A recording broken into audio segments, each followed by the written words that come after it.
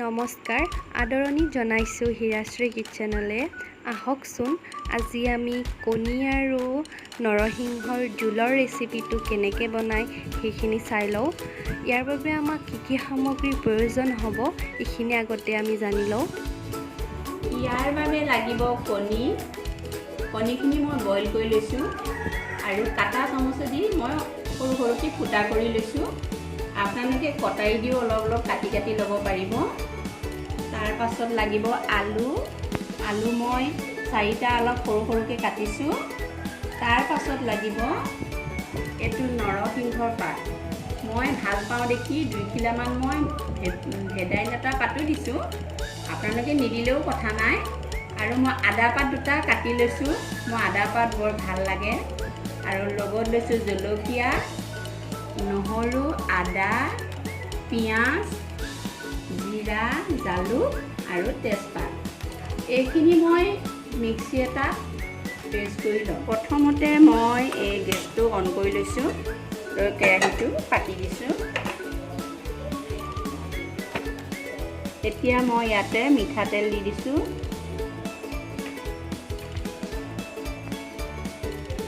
তেলখিনি গৰম হোৱাৰ পাছত এয়া আধা চামুচ মই হালধি দি দিছোঁ আৰু আধা চামুচ মই নিমখ দি দিছোঁ। মই মানে তেলতেই দি দিছোঁ, আপোনালোকে কণীৰ লগত সানিও ল'ব পাৰিব। মই সানি লোৱা নাই। এয়া কণীকেইটা মই এতিয়া আগতে ভাজি ল'ম।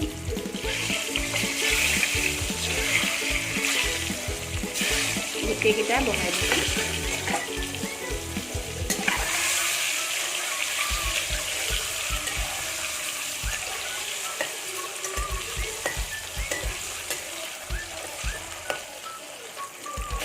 কণীকেইটা ভাজা হ'লে এতিয়া হৈ গৈছে, ৰঙচুৱা হৈছে। এতিয়া কণীকেইটা নমাই ল'ম।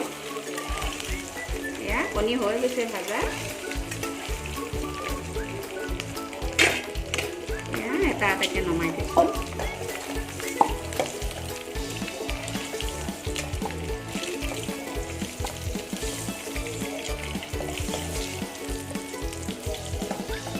এই তেলতে এতিয়া অলপমান পাঁচফোৰণ দি দিছোঁ আৰু পিঁয়াজ দি দিছোঁ।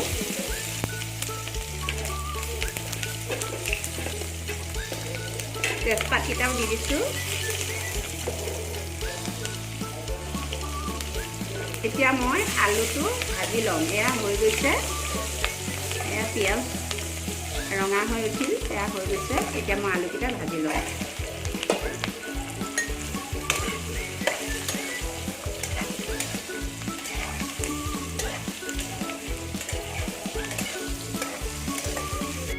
এতিয়া মই ইয়াতে হালধি দিছোঁ আৰু নিমখ দিছোঁ, আন্দাজমতে দিব। হালধিও আধা চামুচে দিছোঁ। এইখিনি মই অলপ সময় ভাজি ল'ম।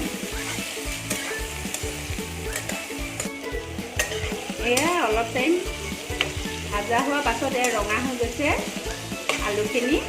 এতিয়া ইয়াতে মই মিশ্ৰণ কৰি লোৱা নৰসিংহৰ পাতৰ পেষ্টটো ইয়াতে দি দিম।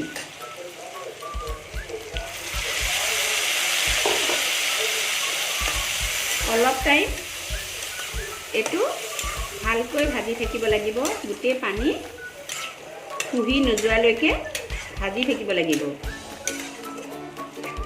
মই অলপ ঢাকনি এখন দি দিম ইয়াতে। এয়া চাওক, এয়া মোৰ হৈ গৈছে। আপোনালোকে ঢাকনি নিদিয়াকৈও ভাজিব পাৰিব, মানে তলত লাগি যাব পাৰে। সেইকাৰণে গুচাই দিলেও গুচাই ভাজি ল'ব, ভাজি থাকিব। এয়া মোৰ হৈ গৈছে পানী দিবলৈ। এতিয়া ইয়াতে অলপ পানী 2 গিলাচ মান দি দিম।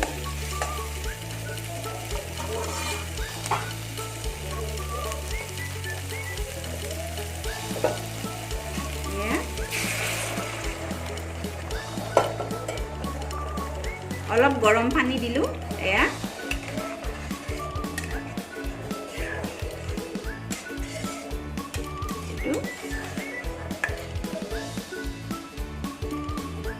এইটো এতিয়া উতলাই থাকিব।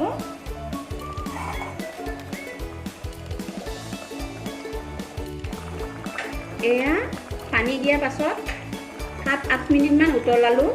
উতলোৱাৰ পাছত আলু সিজি গ'ল। এতিয়া মই ইয়াতে কণীকেইটা দি দিম।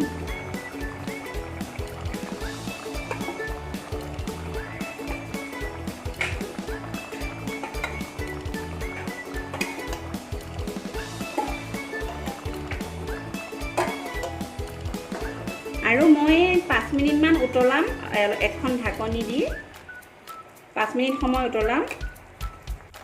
এয়া মোৰ কণী তৰকাৰী হৈ গ'ল নৰসিংহৰ পাতৰ লগত। এয়া জোলটো ডাঠে হৈছে। আপোনালোকে ইয়াতকৈ যদি ডাঠ কৰিব বিচাৰে আলু দুটামান আলু 2 ভাঙি দিব, তেতিয়া ডাঠ হ'ব। মই একো ভাঙি নিদোঁতে মই পুহি যোৱাই অলপ ডাঠ হৈছে জোলটো। মই আজি জোল কৰি খাম, সেইকাৰণে অলপ জোল ৰাখিছোঁ, অলপ বেছি পানী দি। তো আজি জোল কৰি খাম। আপোনালোকে খাই চাবচোন। সদায়তো আপোনালোকে কণী তৰকাৰী বনাই সকলোৱে খায়, কিন্তু এই পদ্ধতিত আপোনালোকে বনাই খায় নে নাখায় মই নাজানো। যদি খোৱা নাই আপোনালোকে এই পদ্ধতিত বনাই খাবচোন। বহুত টেষ্টি হয়, বহুত সোৱাদ লাগে। মই প্ৰায় এনেকৈয়ে খাই থাকোঁ। সেই গতিকে মই আজি এই ভিডিঅ'টো আপোনালোকৰ মাজলৈ দিলোঁ। খাই ভাল লগা কাৰণেই দিছোঁ। আপোনালোকেও বনাই খাব যদি বনাই এনেকৈ খোৱা নাই। এই নৰসিংহ পাত পেটৰ কাৰণে ভাল, আৰু ভেদাইলতা পাতটোতো আৰু ভাল। সেইটো সৰু ল'ৰা ছোৱালী কৃমি বেমাৰ কাৰণে ভাল, আৰু ডাঙৰ কেঁচুমূৰীয়াৰ কাৰণে ভাল। এইটো বহুত বেমাৰৰ কাৰণে ভেদাইলতা পাতটো উপযোগী। সেই গতিকে আপোনালোকে মাজে মাজে খাই থাকিব। মই প্ৰায় খায়ে থাকোঁ ভেদাইলতা পাত, নৰসিংহ পাত মই খায়ে থাকোঁ। সেই গতিকে মই আগবঢ়াইছোঁ ভিডিঅ'টো। আপোনালোকেও খাব।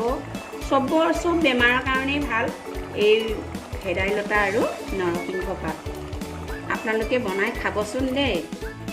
আমাৰ ইয়াত নৰসিংহ আৰু কণীৰ জোল হৈ গ'ল। এতিয়া ইয়াক ভাতৰ লগতেই গৰম গৰম ভাতৰ লগত পৰিৱেশন কৰিব পাৰিব। মাজে মাজে খাব লাগে। নৰসিংহৰ পাতটো খুবেই ভাল হয় আমাৰ দেহৰ কাৰণে, টেষ্টিও হয়, ভালো হয়। এনেকৈ ট্ৰাই কৰি চাব পাৰে। ভিডিঅ'টো ভাল পালে লাইক কৰিব, শ্বেয়াৰ কৰিব আৰু কমেণ্ট কৰি জনাব কেনেকুৱা হ'ল ৰেচিপিটো। আৰু মোৰ চেনেলত নতুন আহিছে যদি চেনেলটো ছাবস্ক্ৰাইব কৰি ল'ব, লগতে বেল আইকনটো টিপি দিব। আগলৈ আমি যি ৰেচিপি দিওঁ তাৰ ন'টিফিকেশ্যন আপোনালোকলৈ পোনপ্ৰথমে যাব পাৰে। ধন্যবাদ।